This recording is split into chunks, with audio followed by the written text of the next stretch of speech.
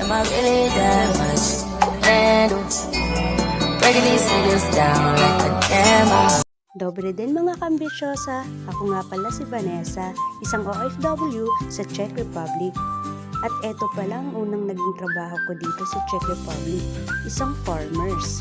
Ayun na nga, dahil ambisyosa tayo, akala ko noon kapag nagpa-vlog ka, video-video lang, edit-edit lang ng konti, ay pwede na at pwede mo nang i-post sa mga social media. Pero, again, it's a prank. Sobrang hirap pala mag-isip ng mga sasabihin habang nag-i-edit ka. So, pagpasensya nyo ko mga kaambisyosa dahil first time ko mag-vlog. So, ayan nga yung mga kasamahan ko. Tinatanggal nila ang mga walang laman na tray at lalagyan ng panibagong mga tray na puno ng punla. Mas marami ang mga babae. Wala kaming choice kundi tumulong sa pagbubuhat. Ayun na nga guys, 50 seconds pa lang pero parang nauubusan na ako ng mga sasabihin. Ay, ang hirap talagang kumita ng pera. So maiba nga tayo guys, ganyan yung itsura ng aming mga itinatanim. Naalala ko pa nga dito mga kaambisyosa noong unang araw pa lang namin dito sa farm. Puro reklamo mga pasyang. Siyempre, unang-una na nga sa klema, napakalamig.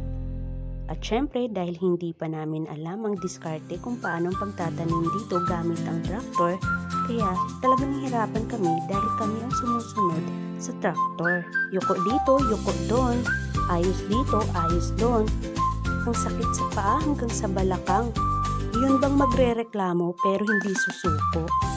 Ayan na. Ito yung mga pananim at ito yung traktor. Pinupuno namin yan ng mga punla. Depende ang dami na ilalagay namin tray dyan kung gaano kahaba ang aming pagtatamnan.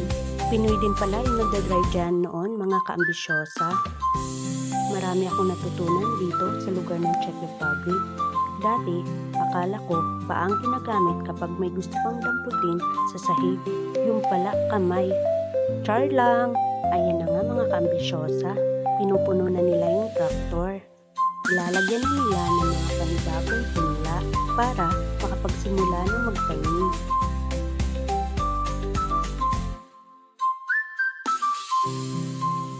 Habang nag-aantay kami na matapos ilagay ang mga punla sa traktor, naisipan namin na hilahin ang isang busik na ito papalapit doon sa traktor para mamaya pagbalik namin galing doon sa kabila ay ilalagay na lamang ang mga ito.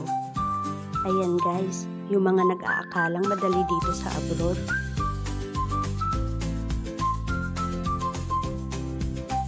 Yan yung mga kasamahan ko, puro kami mga babae dyan na nagtulak habang ako nag-video.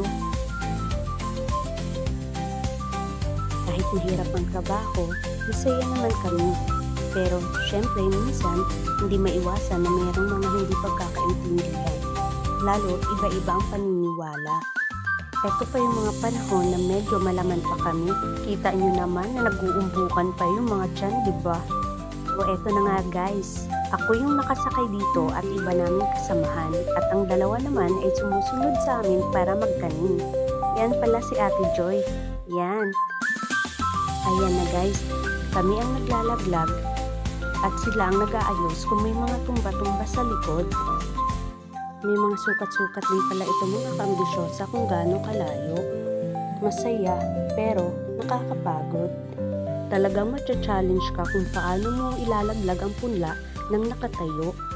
4 ang nakasakay sa traktor para maglaglag ng mga punla at 2 ang tagasunod.